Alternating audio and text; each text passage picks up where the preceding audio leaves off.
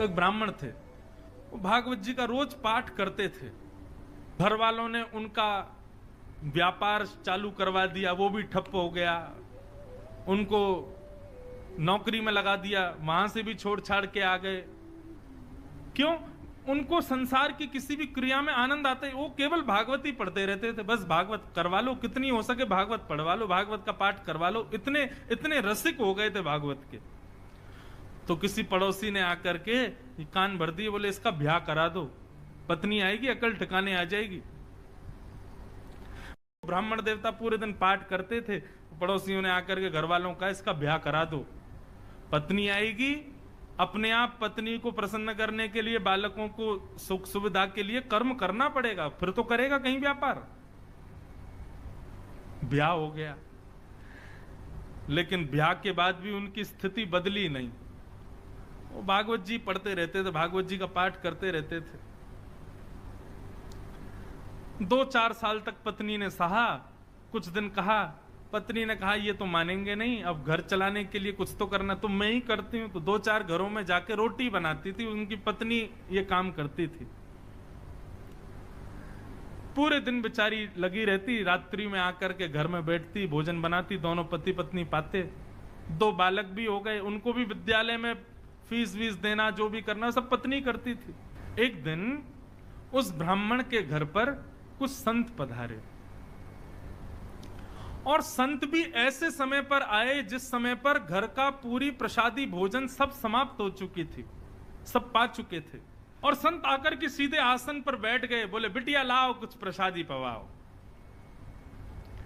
अब प्रसादी तो कुछ थी नहीं, और कभी रसोई में जाए, कभी कहीं जाए, कभी कुछ करे, कभी कुछ करे, कोई योग्य कुछ भी साधन नहीं मिला। बार बार बिटिया को इधर से उधर भागते देख संत समझ गए कि हम गलत समय पे आ गए हैं, यहां पे अभी कोई व्यवस्था है नहीं। संत उठ गए, उठ करके बोले बिटिया महादेव की इच्छा होगी तो फिर कभी आएंगे, हाँ अभी चलते हैं। और प्रणाम करके सब चले गए। वो ब्राह्मण की पत्नी बहुत निराश हो गई। क्यों? बोले आज तक मैं सह रही थी अपने पति के सब भावों को, ये कुछ नहीं करते, मैं सब जानती हूं, भागवत जी का पाठ ही इनका सर्वस्व है, मैं सब जानती हूं। लेकिन आज महात्मा हमारे घर आए और हम उनको कुछ पवा ना सके, ऐसी स्थिति तो मुझे स्वीकार नहीं थी। आज यदि मेरे पति भी कुछ काम करते, घर में थोड़ा धन होता, अनाज होता, भोजन ज्यादा होता तो उनको पवाती। अब अकेली मैं नारी, पति को भी खवाऊं, बच्चों को भी खिलाऊं, खुद भी खाऊं, कहां तक चलाऊंगी घर को? पूरे दिन बस भागवत जी पढ़ते रहते हैं, कुछ करते धरते हैं नहीं। आज पत्नी को क्रोध आया और भीतर कमरे में गई तो पंडित जी वही भागवत जी का पाठ कर रहे थे प्रसन्न मुद्रा में। पत्नी बोली पूरे दिन इसी को पढ़ते रहते हो, क्या दे दिया भागवत ने हमको? अरे कुछ नहीं दिया तब भी स्वीकार था, लेकिन आज संत भूखे चले गए हमारे घर से और तब भी आप इस भागवत को लेकर के बैठे हैं। पत्नी ने भागवत जी की पोथी उठाई और ब्राह्मण के सिर पर ही मार दी। बोले इसको लीजिए और निकलिए घर से, मैं अकेली चला लूंगी घर को, यही भागवत तुम्हारा सर्वस्व है तो इनके साथ अकेले कहीं और रहो, यहां लौट करके मत आना जब तक मन में भाव ना आ जाए कि मुझे कुछ करना है। ब्राह्मण देवता अपनी भागवत जी को, उसके पन्ने बिखर गए थे, सब समेट करके हृदय से लगा करके रोने लगे और मनी मन विचार करने लगे, हे नाथ, मेरी पत्नी को आप साधारण पृष्ठ के रूप में दिखाई देते हो, पन्ने के रूप में दिखाई देते हो, लेकिन मैं जानता हूं ना आप प्रत्यक्ष कृष्ण हो। हे नाथ, मेरी पत्नी का कल्याण करना, उसका मंगल करना नाथ। और अपनी भागवत जी को समेट करके गंगा किनारे चले गए और गंगा किनारे जाकर के खूब रोए, ठाकुर जी को याद कर करके, कथाओं को पढ़ पढ़ के खूब रोए।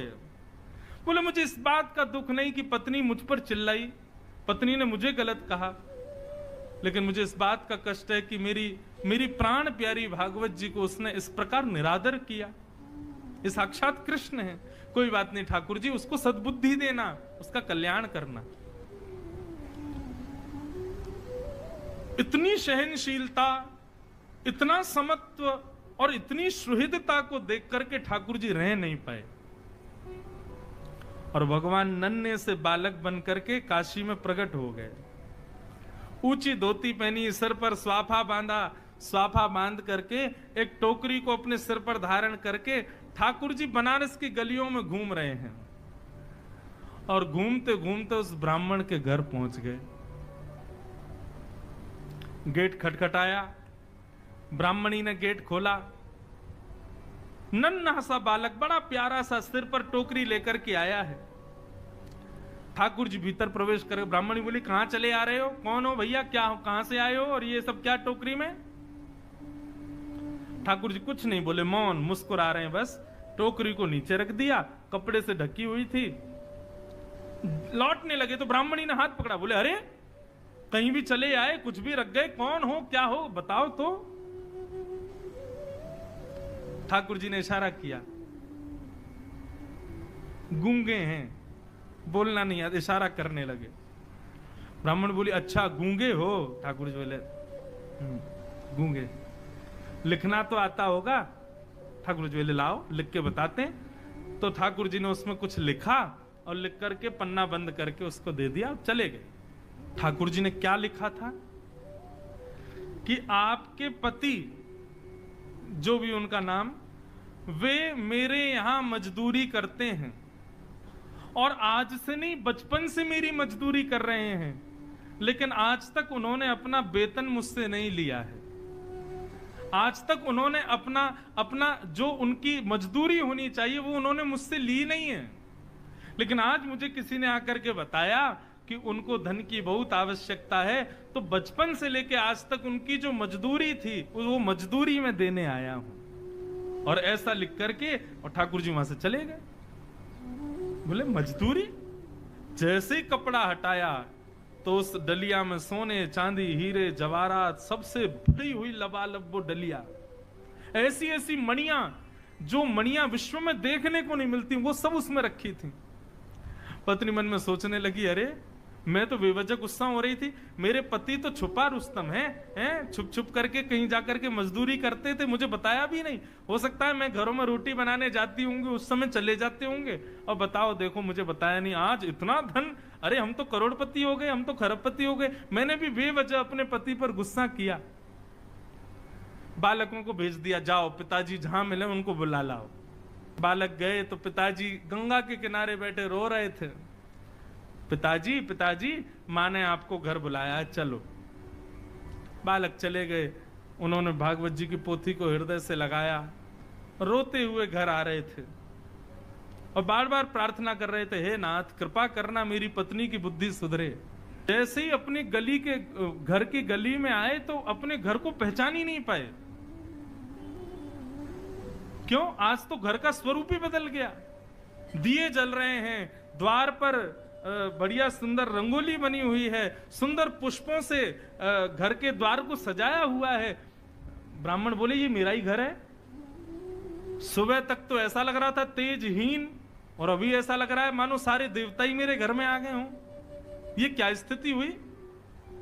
चंद घंटों में सब बदल गया।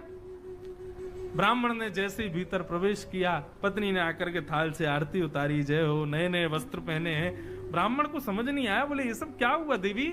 सुबह तो तुम बड़ी नाराज थी, हैं? सुबह तो हमारी पोती हमारे सिर पे मार दी, भगा दिया घर से, और हमारी आरती उतार रही हो, ये सब क्या हुआ? ब्राह्मणी बोली आपकी चोरी पकड़ी गई। बोले मेरी चोरी? कौन सी? आप अपने आप को दिखाते हैं कि आप कुछ करते नहीं हो, लेकिन आपने बचपन से मजदूरी की है। आज आपका मालिक आया था आपकी मजदूरी देने के लिए। ब्राह्मण बोले मेरा मालिक? कौन सी मजदूरी भैया? बोले हाँ, गूंगा मालिक आया था, आपको बोलना नहीं आता, उसको गूंगा है ना वो। तो ब्राह्मण देवता बोले गूंगा मालिक? ये कैसा मालिक है भैया? क्या मजदूरी देके गया? कक्ष खोल करके दिखाया तो डलिया रखी थी, सोने चांदी हीरे जवाहरात सब उसमें रखे थे।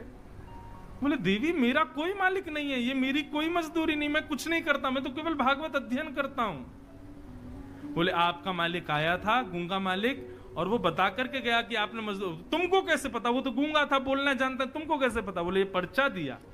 जैसे ही पर्चा खोल करके देखा तो सारे शब्द उस पर्चे में घूमने लगे, और तभी उस पर्चे पर ही त्रिभंग लली श्याम सुंदर की आकृति प्रकट हो गई। ब्राह्मण देवता रोने लगे और रो करके अपनी पत्नी के चरणों में प्रणाम किया और कहा, हे देवी, ये कोई सामान्य व्यक्ति नहीं थे, सामान्य मालिक नहीं थे, पूरे विश्व के जगत नियंता, जगदाधार, जगदीश्वर थे। मैंने बचपन से आज तक भागवत का पाठ कभी अपने सुख के लिए नहीं किया, केवल उनके लिए किया। जग को सब मजदूरी देते हैं, मेरी मजदूरी देने आज श्याम सुंदर आए थे, वही आकर के सब दे करके गए।